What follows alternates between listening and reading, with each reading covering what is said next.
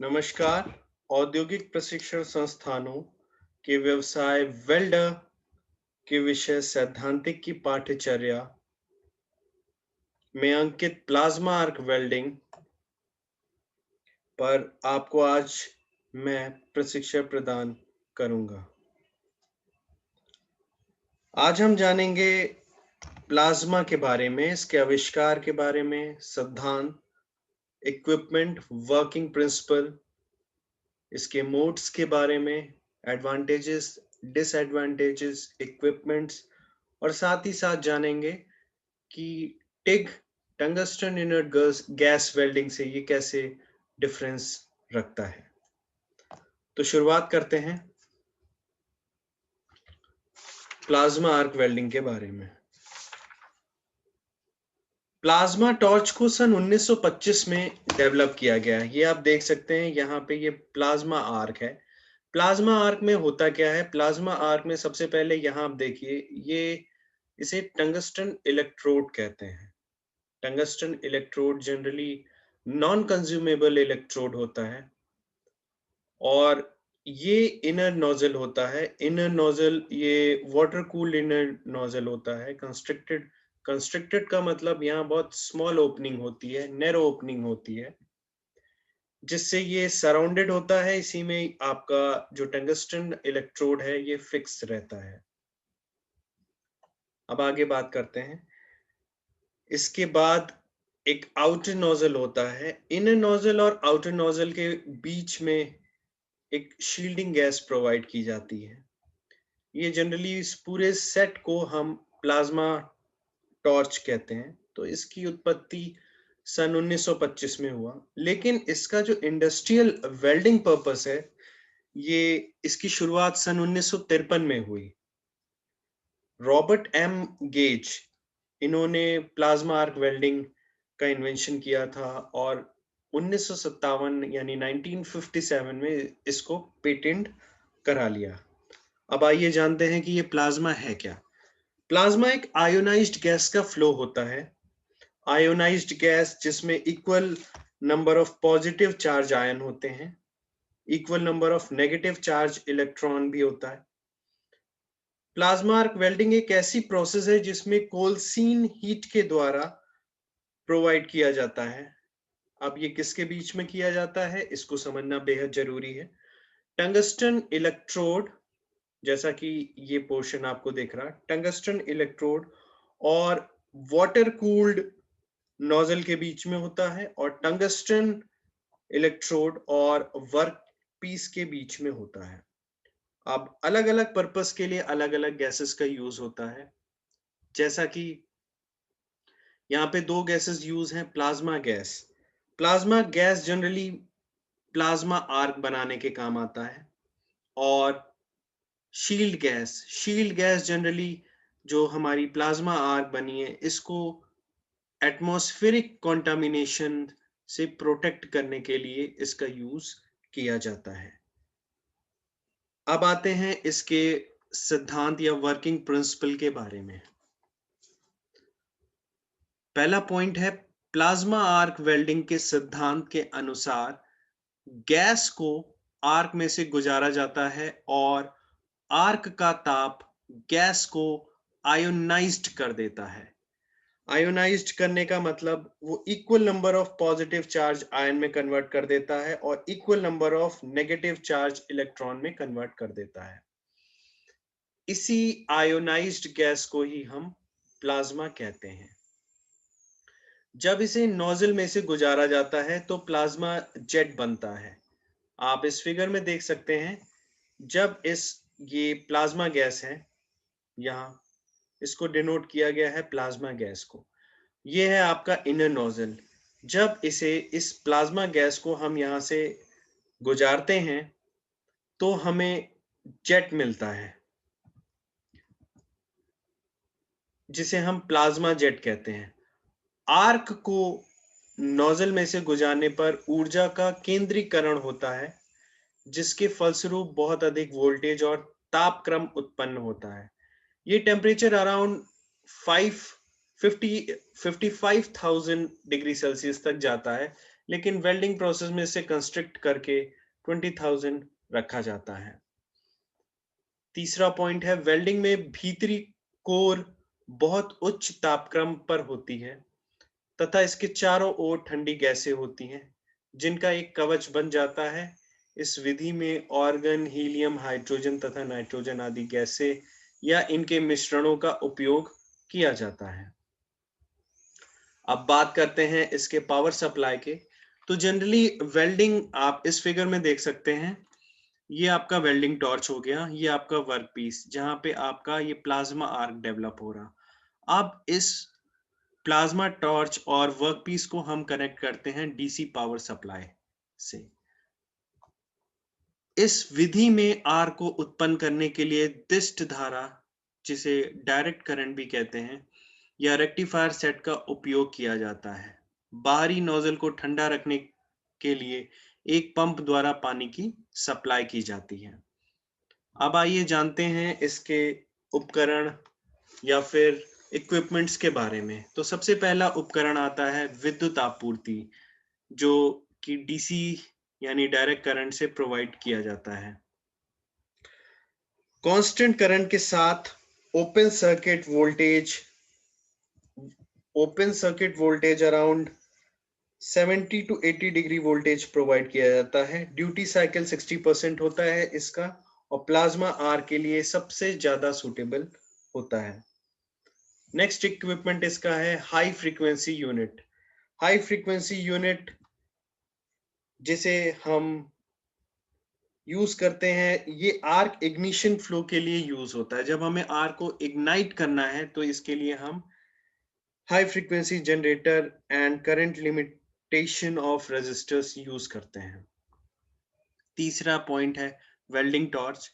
Welding torch आपका ये वाला पोर्शन हो गया, इस पूरे पोर्शन को हम वेल्डिंग टॉर्च कहते हैं।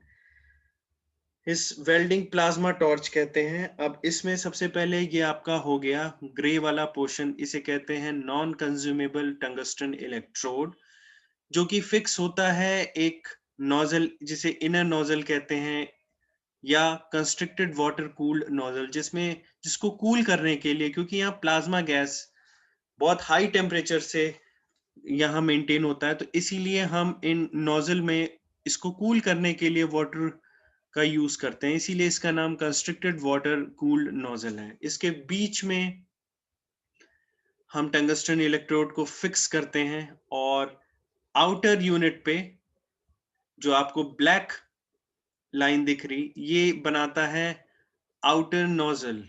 आउटर नोजल और इनर नोजल के बीच में यहाँ जो फ्लो होता है उसे शील्डिंग गैस कहते हैं। अब नोजल के टिप आप यहाँ पे देख सकते हैं। नोजल के टिप को बचाया जा सकता है, यहाँ पे हम ऑरिफिस का यूज करते हैं। तो जो ये वाटर कूल्ड नोजल है, ये इसके टिप को प्रोटेक्ट करने का काम करती है। वाटर कूलिंग सिस्टम वेल्डिंग के दौरान पैदा होने वाली एक्सेसिव अमाउंट ऑफ हीट से इलेक्ट्रोड को मेल्ट होने से बचाया जा सकता है। अब नेक्स्ट आता है आपका इंस्ट्रूमेंट जो यूज होता है, उपकरण, उसे कहते हैं फिक्सचर। अब फिक्सचर का क्या यूज है? वेल्ड बीड आप देख सकते हैं, वेल्ड पूल यहाँ डेवलप हो रहा। तो वेल्ड बीड के नीचे की कंटामिनेशन को अवॉइड करने के लिए हम फिक्सचर का यूज करते हैं। थर्ड आपका है, फिफ्थ है टंगस्टन इलेक्ट्रोड। टंगस्टन इलेक्ट्रोड आपका ये नॉन कंज्यूमेबल टंगस्टन इलेक्ट्रोड, जिसके बारे में हम जान चुके हैं। छठा है शील्डिंग गैस। अब इसके बारे में जानते हैं कि शील्डिंग गैस क्यों यूज करते हैं, इसका क्या काम है। जनरली शील्डिंग गैस एक इनर्ट गैस है, और इनर्ट गैस के रूप में ही हम शील्डिंग गैस को यूज करते हैं। हाइड्रोजन, हीलियम, ऑर्गन, इन गैसेस का यूज करते हैं। ये जो आपका आर्क एरिया है, प्लाज्मा आर्क एरिया, अब इसको एटमॉस्फेयर में, जैसा कि हम सभी जानते हैं, ऑक्सीजन अवेलेबल है, नाइट्रोजन अवेलेबल है, तो ये वेल्ड बीड और वेल्ड पूल को कॉन्टामिनेट कर सकते हैं। इसीलिए हम एक्स्ट्रा प्रिकॉशन के लिए यहाँ पे इनर्ट गैस की लेयर प्रोवाइड करते हैं जो इसको प्रोटेक्ट करता है। जनरली हम सवाल उठता है कि हम कौन सी शील्डिंग गैस का यूज कर सकते हैं, क्योंकि हमारे पास बहुत सारी इनर्ट गैसेस है, हाइड्रोजन, हीलियम, ऑर्गन सभी अवेलेबल है। हम जनरली यूज करेंगे यहाँ पे शील्डिंग गैस के रूप में सबसे ज्यादा मैक्सिमम यूज होता है ऑर्गन का। ऑर्गन का जनरली यूज इसलिए होता है क्योंकि ये बहुत हैवी गैस है और जो लो फ्लो रेट पे भी बहुत बढ़िया शील्डिंग इफेक्ट प्रोवाइड करते हैं। अब आगे बढ़ते हैं और जानते हैं प्लाज्मा आर्क वेल्डिंग के प्रकार। प्लाज्मा आर्क वेल्डिंग के जनरली दो प्रकार हैं, ट्रांसफर्ड आर्क और नॉन ट्रांसफर्ड आर्क। तो सबसे पहले ट्रांसफर्ड आर्क के बारे में जानते हैं। इसमें इलेक्ट्रोड नेगेटिव टर्मिनल तथा जॉब पॉजिटिव के बीच में आर्क डेवलप होती है। इलेक्ट्रोड के बीच में इलेक्ट्रिक आर्क रखा जाता है और इसे प्लाज्मा अवस्था में बनाए रखता है। नॉन ट्रांसफर्ड आर्क इसमें इलेक्ट्रोड नेगेटिव टर्मिनल और वाटर कूल नोजल पॉजिटिव के बीच में आर्क बनती है। इलेक्ट्रोड एक ही करंट को वहन करता है, इस प्रकार एक उच्च वेग को आयनित करना जैसा कि काम के टुकड़े की ओर बढ़ रहा है। अब आइए इसको समझते हैं कि क्या डिफरेंस है ट्रांसफर्ड आर्क और नॉन ट्रांसफर्ड आर्क में। तो सबसे पहले ये जो आपको फिगर दिया हुआ है ये ट्रांसफर्ड आर्क का एग्जाम्पल है। तो क्या फर्क होता है? तो सबसे पहले हम जानते हैं ट्रांसफर्ड आर्क। इसमें जो टंगस्टन इलेक्ट्रोड हुए हैं ये आपका नॉन कंज्यूमेबल टंगस्टन इलेक्ट्रोड है। ये डीसी पावर सप्लाई के नेगेटिव टर्मिनल से कनेक्टेड रहता है और जो आपका वर्क पीस है ये पॉजिटिव टर्मिनल से कनेक्ट रहता है पावर सप्लाई के। अब इसमें और जानते हैं, इसमें आर की मैन्योरेबिलिटी काफी रिस्ट्रिक्टेड रहती है और इसमें जो इंटेंसिटी होती है वो काफी हाई होती है। इसका प्रयोग जनरली हम यूज करते हैं मेटल की वर्किंग में। अब आते हैं non transferred plasma arc welding के बारे में। Non transferred plasma arc welding में जो आपका वर्क पीस होता है ये फ्री होता है और आपका जो पॉजिटिव टर्मिनल है डीसी पावर सप्लाई का ये कनेक्टेड रहता है आपके कंस्ट्रिक्टेड वाटर कूल्ड नोजल से। ये आपका डीसी पावर सप्लाई कनेक्टेड रहता है और सिमिलरली नॉन कंज्यूमेबल टंगस्टन जो इलेक्ट्रोड है वो नेगेटिव टर्मिनल से कनेक्टेड रहता है। नॉन ट्रांसफर्ड जो प्लाज्मा आर्क वेल्डिंग है ये सिमिलर मेथड है जो ऑक्सी एसिटिलीन वेल्डिंग के लिए यूज होते हैं सिवाय मैन्युएबिलिटी के लिए, क्योंकि यहाँ वर्क पीस जो है ये वर्क पीस है ये इलेक्ट्रिक सर्किट के आपके बाहर होता है, तो इसीलिए इसमें जो आर्क की इंटेंसिटी है वो काफी कम होती है और इसका प्रयोग हम जनरली करते हैं प्लाज्मा स्प्रेइंग के काम के लिए। अब बात आती है करंट फ्लो। तो ट्रांसफर्ड प्लाज्मा आर्क में करंट फ्लो कैसे होता है इसको आइए हम समझते हैं। जो टंगस्टन इलेक्ट्रोड है ये आपका, जब हम प्लाज्मा आर्क वेल्डिंग की बात करते हैं तो आप जैसा कि आप सभी जानते हैं इलेक्ट्रोड का negative terminal DC power supply से कनेक्टेड है और वर्क पीस पॉजिटिव टर्मिनल से। तो जो करंट का फ्लो होता है वो कुछ इस प्रकार होता है कि टंगस्टन इलेक्ट्रोड से ऑरिफिस ऑरिफिस जनरली ये जो कंस्ट्रक्टिव वाटर कूल्ड नोजल है इसके टिप पे आपका ऑरिफिस होता है। तो जनरली जो करंट है वो पास होता है प्लाज्मा आर्क वेल्डिंग से ऑरिफिस से होता हुआ वर्क पीस से होता हुआ वो back to the power supply ये ट्रांसफर होता है। अब आइए जानते हैं इसकी दोनों की ट्रांसफर्ड और नॉन ट्रांसफर्ड आर्क वेल्डिंग की जो कॉमन वर्किंग प्रिंसिपल है उसके बारे में जानते हैं। इसमें जो प्लाज्मा टॉर्च है ये इस पूरे पोर्शन को प्लाज्मा टॉर्च कहते हैं। इसमें ये जो टंगस्टन इलेक्ट्रोड है ये नॉन कंज्यूमेबल है। जो ये आपका कंस्ट्रिक्टेड वाटर कूल्ड नोजल है ये जनरली कॉपर का बना होता है। इसी में ये आपका non consumable tungsten electrode fix रहता है। आप टंगस्टन और वर्क पीस के बीच में, जैसे ये आप टंगस्टन देख रहे हैं और ये वर्कपीस के बीच में, यही आपका प्लाज्मा आर्क डेवलप होता है। अब ये जो प्लाज्मा आर्क डेवलप हो रहा है, ये बहुत ही नैरो पोर्शन, ये आपका नैरो पोर्शन है, इसी से आपका पास आउट होता रहता है। वाटर कूल्ड कॉपर नोजल की टिप के थ्रू यहां से पास होता है। अब ये आपका ब्लैक पोर्शन, ये जो ये लाइन है, ये आउटर नोजल, और ब्लू वाला ये इनर नोजल, इसके बीच में हमें शील्डिंग गैस फ्लो होती है जो प्लाज्मा को प्रोटेक्ट करते हैं। अब आते हैं प्लाज्मा के बारे में जानते हैं। प्लाज्मा गैस, यहाँ जैसा आपकी देख सकते हैं प्लाज्मा गैस, ये स्मॉल हीट कंसंट्रेशन करता है और इसका मैक्सिमम टेम्परेचर 55,000 डिग्री सेल्सियस जाता है। वेल्डिंग के 20,000 टेम्परेचर तक हम इसको रिस्ट्रिक्ट रखते हैं। जैसा कि पहले डिस्कस कर चुके हैं, plasma gas generally ionised gas का फ्लो है। इसे प्राप्त करने के लिए हाई टेम्परेचर आर्क के थ्रू पास करते हैं, जिससे गैस के मॉलिक्यूल पहले एटम और फिर बाद में इलेक्ट्रॉन और आयन में विभाजित हो जाते हैं। और इस प्रकार ज्यादातर आर्क वेल्डिंग में जो प्लाज्मा आर्क फ्लो करता है, लेकिन जो प्लाज्मा के केस में सारी की सारी गैसेस प्लाज्मा में कन्वर्ट कर दी जाती हैं।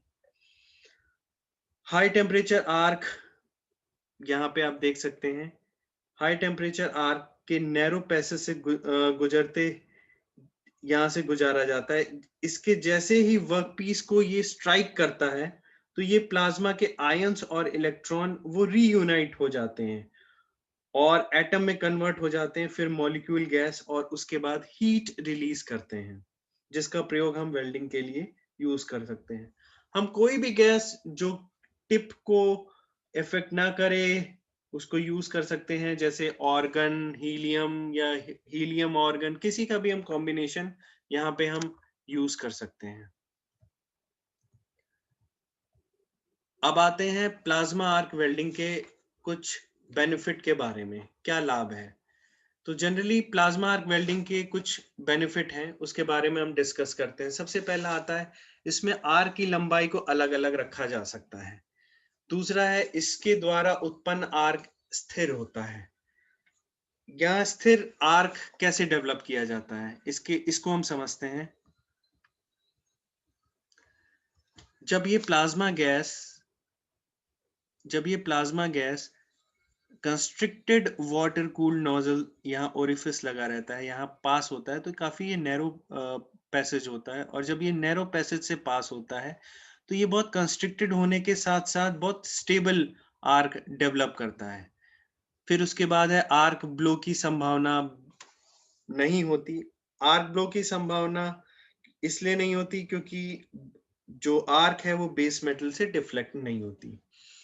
अंतर्वेशन अधिक तथा समान रूप से होता है, इसलिए इस विधि द्वारा अच्छी वेल्डिंग प्राप्त होती है। दैट मीन्स कि पेनिट्रेशन काफी अच्छा है और इक्वल होता है, समान रूप से होता है। ये नहीं कि आपको कहीं ज्यादा जरूरत है कहीं कम जरूरत है, एक इक्वल अमाउंट का पेनिट्रेशन होता है। डिस्टॉर्शन कम होता है, डिस्टॉर्शन बेस मेटल में काफी कम होता है। किसी भी प्रकार के कार्यखंड के किनारे वेल्डिंग के लिए तैयार नहीं करने पड़ते हैं। अब आते हैं, जानते हैं इसकी कुछ हानियां। जैसा कि आप सभी जानते हैं कि इसमें जो प्लाज्मा आर्क वेल्डिंग में हम काफी जो इक्विपमेंट्स हैं वो यूज करते हैं, जैसे हम ऑरिफिस यूज करते हैं, नोजल यूज करते हैं।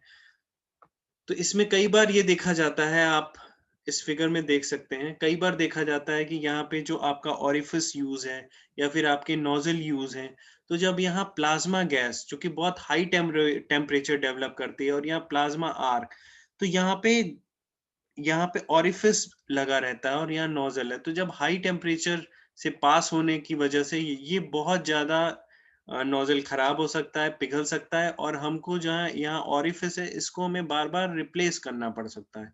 और जब हम बार बार किसी चीज को रिप्लेस करते हैं तो उसकी बट ऑब्वियस सी बात है कि उसकी कॉस्ट बढ़ जाएगा। और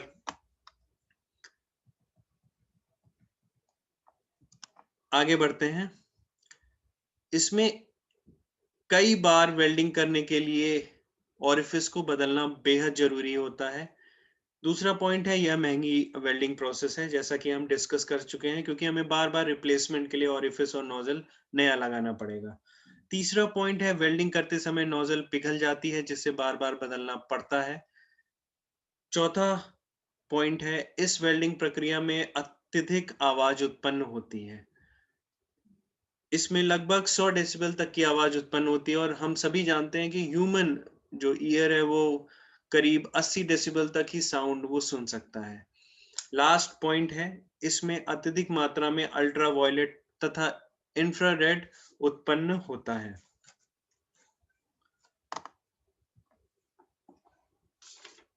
अब आइए जानते हैं प्लाज्मा आर्क वेल्डिंग, जिसे PAW, और टंगस्टन इनर्ट गैस, जिसे TIG कहते हैं, में क्या फर्क है। इसे हम फिगर के थ्रू समझते हैं। प्लाज्मा आर्क और टंगस्टन इनर्ट गैस वेल्डिंग के बीच में क्या फर्क है। जैसा कि हम सभी जानते हैं कि दोनों टंगस्टन इनर्ट गैस और प्लाज्मा आर्क गैस दोनों में ही हम इलेक्ट्रोड टंगस्टन का यूज करते हैं। टंगस्टन जनरली इस दोनों ही प्रोसेस में नॉन कंज्यूमेबल इलेक्ट्रोड होता है, और दोनों ही negative terminal DC power supply से कनेक्टेड रहते हैं। अब इस फिगर में आप देख सकते हैं,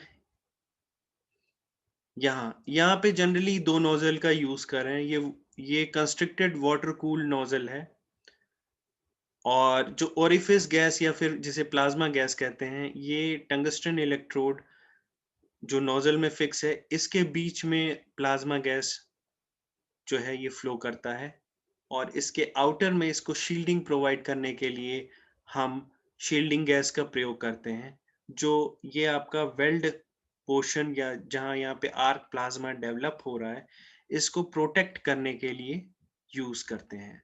अब बात करते हैं यहाँ पे जो आपका कंस्ट्रिक्टेड वाटर कूल्ड नोजल है, यहाँ पे आपका ओरिफिस लगा रहता है। ये बहुत काफी स्मॉल ओपनिंग होती है, जिससे ये जो आपकी फ्लेम है ये बहुत स्ट्रेट पैसेज में और बहुत स्टेबल फॉर्म में और एक लीनियर पोर्शन में डेवलप होती है। अब बात करते हैं गैस टंगस्टन आर्क वेल्डिंग में। यहाँ पे जनरली दो नोजल का प्रयोग ना करके सिर्फ एक ही नोजल का प्रयोग किया जाता है, और शील्डिंग गैस और प्लाज्मा गैस जनरली दोनों एक ही पैसेज से पास होते हैं। तो यहाँ पे जो आर्क बनेगी ये उतनी स्टेबल नहीं होगी, और जो ये आर्क है ये कंस्ट्रिक्टेड पैसेज से पास ना होके, तो यहाँ पे जो आपका जो आर्क बन रहा है ये एक कोनिकल शेप में ये आपका आर्क यहाँ से निकलेगी। तो आइए इसके डिफरेंस को एक बार रिव्यू कर लेते हैं। पहला डिफरेंस है प्लाज्मा आर्क वेल्डिंग में, इसमें संकुचित का मतलब कंस्ट्रिक्टेड आर्क का प्रयोग होता है, जो एक सीधी होती है। कंस्ट्रिक्टेड आर्क कैसे डेवलप करते हैं हम? थ्रू ओरिफिस, एक स्मॉल ओपनिंग होती है, एक स्मॉल पैसेज होता है जिससे हम पास करते हैं, इसीलिए इसको कंस्ट्रिक्टेड आर्क कहा जाता है। अब आते हैं टंगस्टन इनर्ट गैस में। इसमें संकुचित आर्क प्रयोग होती है, जो ओपन कोन के आकार की होती है। फिगर में जैसा मेंशन है यहाँ पे ये ओपन आर्क है, कोई ओरिफिस नहीं। प्लाज्मा आर्क वेल्डिंग, इसमें दो इनर्ट गैस का प्रयोग किया जाता है, एक प्लाज्मा गैस, दूसरा शील्डिंग गैस। क्योंकि हम यहाँ दो नोजल यूज कर रहे हैं, एक इनर नोजल, एक आउटर नोजल, इसीलिए हम जो मेन इनर नोजल है उसके अंदर से हम प्लाज्मा गैस को फ्लो कराते हैं, और जो आउटर नोजल है और इनर नोजल के बीच में शील्डिंग गैस का प्रयोग कराते हैं। आप यहाँ देखिए, ओरिफिस गैस इसका मतलब प्लाज्मा, और यहाँ पे शील्डिंग गैस दोनों को प्रोवाइड कर रहे हैं। जबकि TIG, टंगस्टन इनर्ट गैस में केवल एक इनर्ट गैस का प्रयोग करते हैं, जो प्लाज्मा भी बनाती है तथा शील्डिंग में भी प्रयोग करते हैं। प्लाज्मा आर्क वेल्डिंग मैनुअल और ऑटोमेटिक दोनों प्रकार से की जाती है, जबकि टंगस्टन इनर्ट गैस ये एक प्रकार के मैनुअल है और इसमें ऑटोमेटिक प्रकार नहीं है। चौथा पॉइंट है, मोटी चद्दरों का कर्तन संभव है, क्योंकि प्लाज्मा आर्क वेल्डिंग में बहुत हाई टेम्परेचर डेवलप होता है, तो इसीलिए इसको मोटी चद्दरों के काटने में यूज कर सकते हैं, जबकि टंगस्टन इनर्ट गैस को मोटी चद्दरों पर कर्तन संभव नहीं है। प्लाज्मा आर्क वेल्डिंग यहाँ फिलर मेटल का प्रयोग कम किया जाता है और यहाँ पे फिलर मेटल का उपयोग अधिक किया जाता है। छठा पॉइंट है वेल्डिंग समय कम लगता है और टिग में टंगस्टन इनर्ट गैस में वेल्डिंग का समय अधिक लगता है। प्लाज्मा आर्क वेल्डिंग में मेटल डिपॉजिट रेट काफी अच्छा रहता है, जबकि टंगस्टन इनर्ट गैस में मेटल डिपॉजिट का रेट कम होता है as compare to plasma arc welding. और फिलर मटेरियल जनरली डिपेंड करता है प्लाज्मा आर्क वेल्डिंग में कि आप किस किस पे वेल्डिंग कर रहे हैं। अगर आप डिपेंड करता है मेटल पे।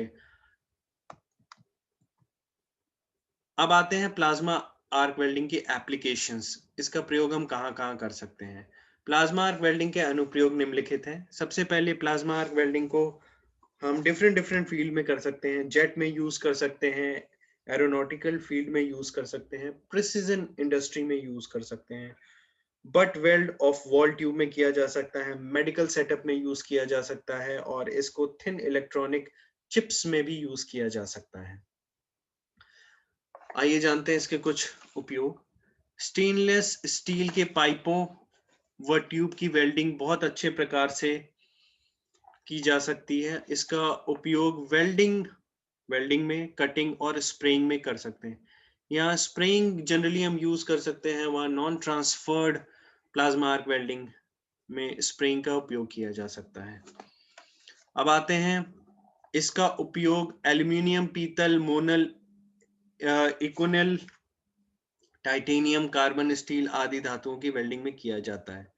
इसके द्वारा ऐसी धातुओं को काटा जा सकता है जिन्हें साधारणतया काटना बहुत कठिन होता है। इसका प्रयोग न्यूक्लियर सबमरीन पाइपों को वेल्ड करने के लिए भी किया जाता है।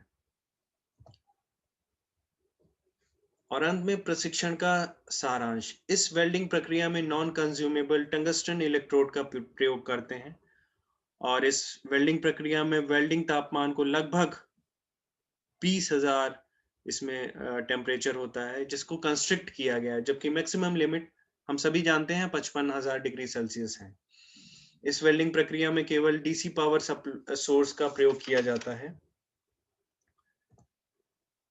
और अंत में इसमें कुछ प्रयुक्त संदर्भ विकिपीडिया एडवांस वेल्डिंग टेक्नोलॉजी, लेखक पीएन राव और वेल्डर व्यवसाय सिद्धांत, निमी प्रकाशन से लिया गया है। तो आज मैंने प्लाज्मा आर्क वेल्डिंग पर आपको प्रशिक्षण प्रदान किया है। आशा है आपको यह प्रशिक्षण भविष्य हेतु मददगार होगा। धन्यवाद।